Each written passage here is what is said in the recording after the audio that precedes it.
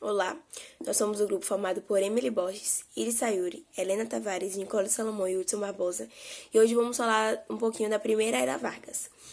A Era Vargas ela foi um período da história republicana brasileira, onde o presidente foi Getúlio Nelas Vargas, e ele governou ininterruptamente desde 1930 a 1945.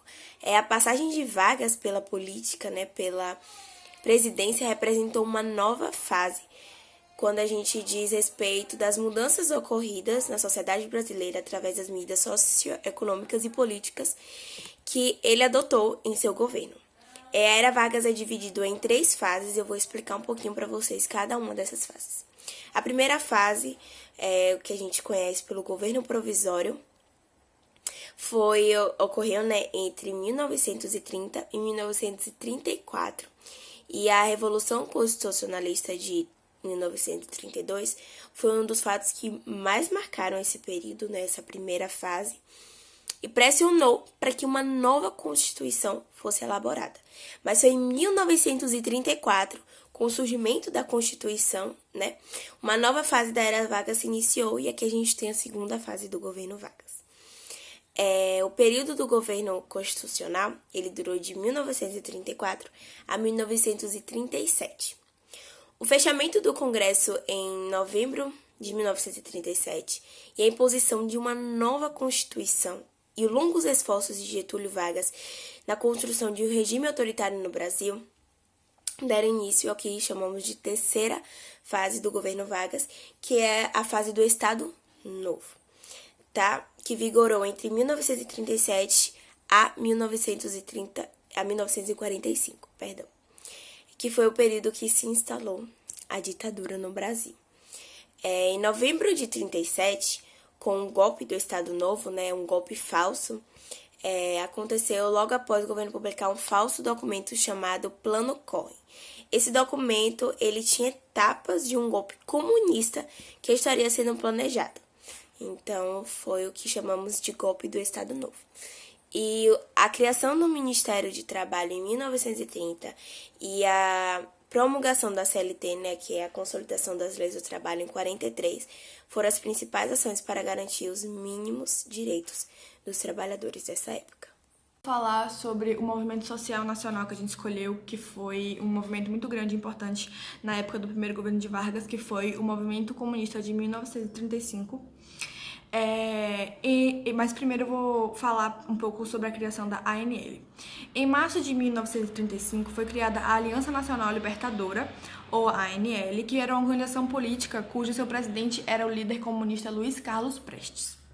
Ela era inspirada nos modelos das frentes populares que surgiram na Europa na tentativa de impedir o avanço do nazifascismo.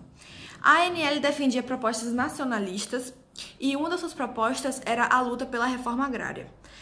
E mesmo que a ANL era liderada pelos comunistas, ela conseguiu envolver vários setores da sociedade e rapidamente ela tornou-se um movimento em massa.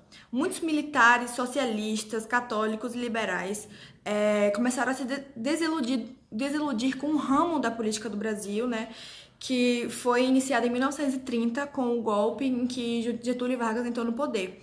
E aí começaram a aderir ao movimento com essa desilusão do governo de Vargas. Uma curiosidade é que Carlos Prestes ele saiu do Brasil no início de 1931 e foi para a União Soviética, onde passou 4 anos estudando sobre o comunismo. E em 1935 ele retorna para o Brasil com todo esse estudo para poder iniciar o que foi conhecido como intentona comunista. Lembrar que esse termo ele era na verdade utilizado pelos opositores do movimento, porque a palavra intentona ela tem um sentido pejorativo que significa algo como intento insensato ou plano louco. Entretanto, a gente vai ver que as ações dos militares nesse movimento não foram nada não planejadas e não calculadas, foram exatamente o contrário disso. Mas o que foi a intentona comunista em si? A intentona comunista ela foi um conjunto de levantes de caráter revolucionário operado pelos membros do Exército Brasileiro entre os anos de 1935 e 1936 na Era Vargas. Esses levantes eles ocorreram fortemente em pelo menos 3 capitais do país, que foi Natal, Recife e Rio de Janeiro. Esses militares, eles tanto assim, eles tinham influência ideológica do comunismo e eles eram apoiados pelo comunismo internacional, cujo centro na época era a União Soviética, liderado por Joseph Stalin, né? E eles tinham apoio da União Soviética na época. Eu vou falar um pouquinho dos objetivos que a intentona comunista tinha. Eles queriam reivindicar a reforma agrária, porque tinha muita terra concentrada na mão de poucas pessoas. Aí muitas eram consideradas assim latifúndios e não eram bem aproveitadas. Então eles queriam que houvesse essa reforma agrária para melhorar o desempenho agrícola no país, para que mais pessoas pudessem trabalhar com essas terras. Isso eles queriam fazer a implementação do comunismo, né? Como já diz o movimento, era de caráter comunista, ou seja, eles queriam acabar com as classes sociais, queriam viver em uma sociedade mais igualitária, que não era nem um pouco igualitária, já que o governo Vargas ele foi muito autoritário. E tudo isso por meio das propriedades comuns de meios de produção. Como eu disse, eles queriam acabar com o governo Vargas a princípio, tudo isso foi para conseguir derrubar o governo dele, porque ele começou a querer controlar tudo, só ele. E teve até uma lei que ele criou, que foi a Lei de Estado-Sítio, e dizia que a Aliança Nacional Libertadora, a ANL, tinha entrado na legalidade e que eles poderiam entrar com força caso eles tentassem se rebelar. Então o Estado-Sítio era para isso, eles poderem agir sem ninguém impedir, era para eles poderem usar força bruta. Como eles queriam acabar com a desigualdade, eles queriam melhorar as condições de vida das pessoas que moravam no Brasil naquela época, que eram muito precárias. E eles queriam também acabar com o sistema oligárquico vigente, que nada mais nada menos era que um grupo de pessoas, um grupo, ter o poder de tudo, que era o que estava acontecendo ali naquela época. Então, continuando, depois que o movimento teve seu fim, ele ocasionou algumas coisas que não foram positivas, não foram positivas. O resultado final do movimento não foi bom. As pessoas que lideravam o movimento, elas foram pegas e foram presas, tipo Luiz Carlos Prestes, ele foi preso. Então, naquela época, durante esse período, o movimento ele contou com baixa adesão popular e militar. E se uma vez eles tiveram o objetivo de derrotar Vargas, de acabar com o governo autoritário dele, aconteceu totalmente o contrário. Não acabou, continuou, na verdade. Eles se tornaram ainda mais rígidos, eles começaram a perseguir os comunistas, eles começaram a centralizar ainda mais o poder e começaram a suspender os direitos das pessoas, começou a ter perseguição, começou a ter censura, as pessoas foram presas, os líderes, né, como Luiz Carlos Prestes.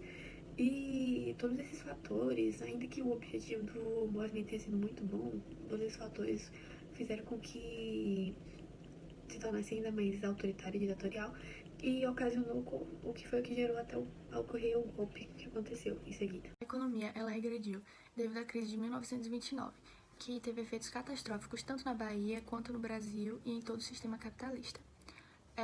Na Bahia, o valor total das exportações elas caíram e em 1933 se tornou o ponto mais baixo da depressão. No ano de 1928 a 1932, as importações elas caíram de uma forma gradativamente absurda, sendo o ponto mais reprimido nesse setor da economia. Com a situação de crise econômica na Bahia, ela funcionou como um fator de coesão para as classes dominantes. Já as classes mais baixas, as camadas mais baixas da população, as quais foram atingidas pelo desemprego em massa, a crise ela trouxe à tona um sentimento de insatisfação reprimida que se manifestou de forma violenta, através de quebra-bondes e de greves, pondo o conflito entre o capital e o trabalho. A crise ela despertou uma oposição na relação entre trabalhador e patrão, levando assim a manifestações de rancor desenfreado. Os limites de suas ações eram dados não só pela atuação do aparelho repressivo do Estado, mas também pelo grande número de pessoas desempregadas que reforçava o contingente de um enorme exército de reserva que no Nordeste brasileiro sempre existiu à disposição das empresas capitalistas. Havia métodos de exploração de trabalho que remontavam os primórdios do capitalismo. O operariado começou a agir de forma mais violenta, se dirigindo contra o patrão. O confronto operário-patrão ocorreu no dia 19 de julho de 1930. O Arnold, acho que é assim que fala, foi atacado por operários que estavam com raiva, que estavam lhe exigindo o aumento de salário e o fim da exploração no trabalho.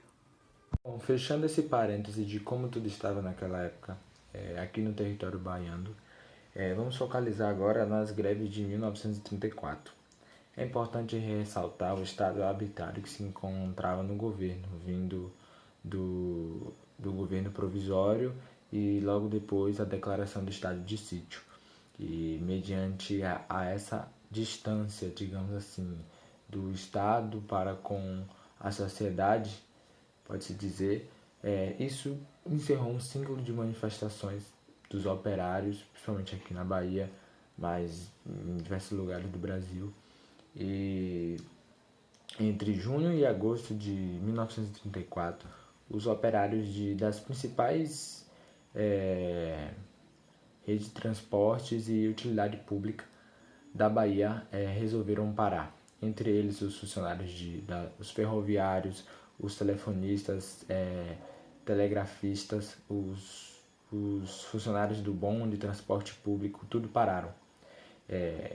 Todas essas greves foram declaradas pacíficas, porém todas terminaram e sofreram sob repressão policial. Em uma análise breve quanto às reivindicações, eles queriam, dentre todas essas greves, uma mesma coisa. Eles queriam que seus direitos fossem respeitados segundo as leis brasileiras e tivessem de acordo com os termos também do Tratado de Versalhes. Entre eles podemos destacar aqui algumas coisas específicas como a jornada de trabalho de 8 horas, o aumento salarial, um dia de folga remunerado, pagamento extra por trabalho extra, o reconhecimento dos sindicatos com legitimados trabalhadores representando, e entre outras coisas. E aparentemente essas greves se restringiam ao estado da Bahia. Porém, a grande parada dos ferroviários afetou a ligação Bahia-Minas. E lá sofreu grande impacto com a falta de suprimentos alimentícios.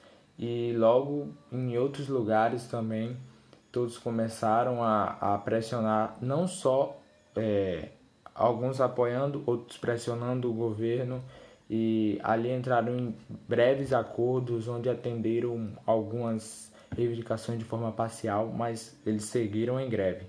E logo, com a grande pressão do governo, o governo mandou uma ordem dizendo que o governo estatal aqui da Bahia tomasse medidas energéticas, foi o termo utilizado, e com grande repressão eles acabaram com a greve, declarando que em 24 horas, se não retornassem ao trabalho, todos os operários seriam demitidos, e com grande violência também, para que as condições de trabalho e vida dos operários, devido a alguns fatores, só se deterioraram ao longo dos próximos 15 anos que aconteceram. A cuidadosa modernização do aparelho repressivo do Estado, que na Bahia foi levado a cabo, foi condições necessárias para que o Estado, e também seguindo os interesses de classes privilegiadas, no sentido conseguisse enfraquecer movimentos e organizações operárias.